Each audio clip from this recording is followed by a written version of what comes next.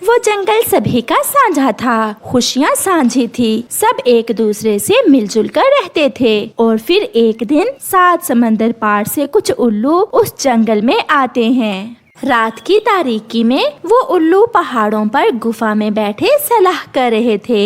हमें इस जंगल के पक्षियों को अलग अलग करना होगा। मैं मानता हूँ कि ऐसा प्यार मैंने किसी दूसरे जंगल के पक्षियों में नहीं देखा, मगर हमें ये करना ही होगा।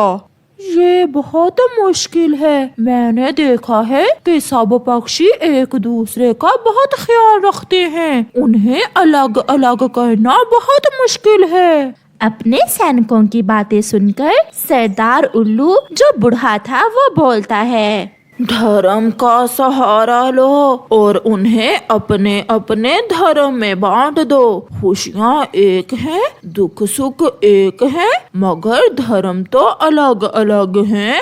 अपने बूढ़े सरदार की बात सुनकर सब उल्लू खुश हो जाते हैं। होगा, ये जरूर होगा। हम उन्हें अलग अलग बांट कर रहेंगे। अपनी योजना के अनुसार उल्लू कौवे के पास जाता है, जो अपनी पत्नी गोरी के साथ अपने घर के बाहर बैठा हुआ था। कौवे, ये जंगल, ये पेड़, फूल फल, नदियाँ, ये सब कुछ अगर तुम्हें मिल जाए तो तुम्हें कैसा लगेगा? ये सब कुछ पहले भी मेरे पास ही है। इस जंगल में रहने वाले सब पक्षी इस जंगल पर अपना अधिकार समझते हैं।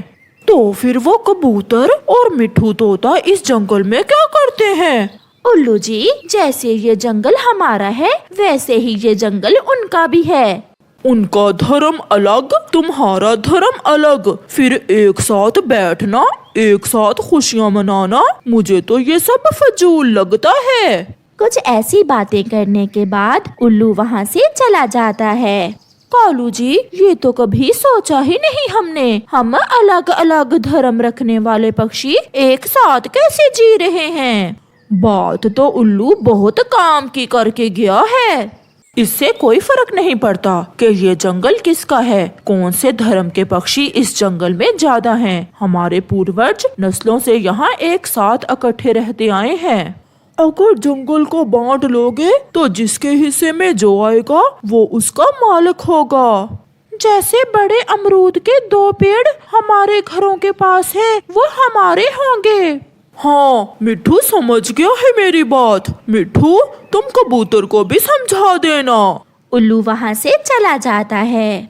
रात को मिट्ठू, उसकी पत्नी हरियाली, कबूतर और उसकी पत्नी लूसी एक साथ बैठे हुए थे। अगर जंगल ऐसे बट गया तो हम जंगल की दूसरी दिशा में कैसे जाया करेंगे? कोई मुश्किल नहीं है, वहाँ की सरकार से इजाजत लेकर हम एक दूसरे से मिल लिया करेंगे। हाँ, मगर चीजें और सब पेड़ पौधे अलग अलग होंगे। कितना मजा आएगा जब मैं अकेला अमरूद के पेड़ों से अमरूद तोड़कर खाया करूँगा। मेरा दिल डर रहा है, मैं ऐसा नहीं कर सकता। बात ठीक ही तो है मिट्ठू की, अब तो बंटवारा होगा, सब कुछ बंटकर रहेगा। एक एक पेड़ बांटकर हम अलग कर लेंगे। दूसरी तरफ उल्लू गुफा में बैठे थे। बच्चों, सब ठीक से किया है ना? बाबा जी, मिट्ठू की समझ में बात आ गई है और कौवे की पत्नी गोरी भी जंगल के बंटवारे पर राजी है। चिड़िया का बेटा उड़ता हुआ अमरूद के पेड़ पर जाता है। वो अमरूद खाने ही वाला था कि वहाँ मिट्ठू आ जाता है। रुको रुको छोटे बच्चे, रुको, ये अमरूद अब हमारे हैं। ये जंगल बंटने वाला है, अब सब कुछ बंट जाएगा, तुम यहाँ से चले जाओ। अंकल, पहले तो ऐसा नहीं था, हम सब मिलकर सारे फल खाया करते थे। हाँ, मगर अब कुछ दिनों तक सब बदल जाएगा। रोता हुआ छोटा चिड़िया का बच्चा वहाँ से चला जाता है। मम्मा, मम्मा, मुझे मिट्ठू अंकल ने अमरूद खाने से मना कर दिया। वो कहते हैं अब सब कुछ बंटने वाला है। उस मोटे मिट्ठू ने ऐसा क्यों किया? मैं अभी जाकर कौवे से बात करती हूँ। गुस्से में चिड़िया कौवे के पास जाती है। अगर उसके घर के पास अमरूद है तो हमारे घरों के पास भी फलों के पौधे हैं। अगर वो हमें मना करेंगे तो हमसे भी उम्मीद ना रखें। चिड़िया, अभी बात बढ़ी नहीं है, मैं कुछ करता हूँ। जैसा है वैसा ही चलता रहे। जंगल को बांट लेने से हमारी खुशियाँ भी बट जाएंगी। हम एक दूसरे को देखने के लिए तरसा करेंगे। नहीं, अब हमने भी फैसला कर लिया है, ये जंगल बंटकर ही रहेगा। बात बढ़ जाती है। सभी पक्षी एक जगह इकट्ठे होते हैं। अगर हर कोई बात करेगा तो लड़ाई बनेगी। हमारी तरफ से मिट्ठू बात करता है और हमारी तरफ से मैं बात करूंगी।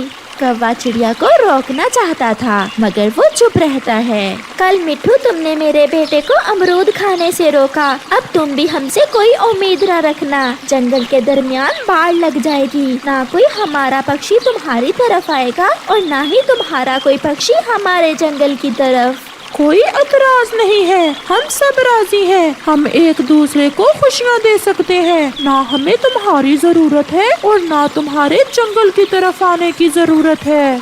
उल्लू बुला लिए जाते हैं। जंगल बट जाता है। एक जगह पर कांटेदार बाड़ लगाकर बंटवारा हो जाता है। उल्लू तो उस जंगल में आए ही इसी काम से थे। वो जानते थे कि मिलजुल कर रहने से वो जंगल बहुत आगे निकल जाएगा, इसलिए अपना काम करने के बाद वो उल्लू वहाँ से चले जाते हैं।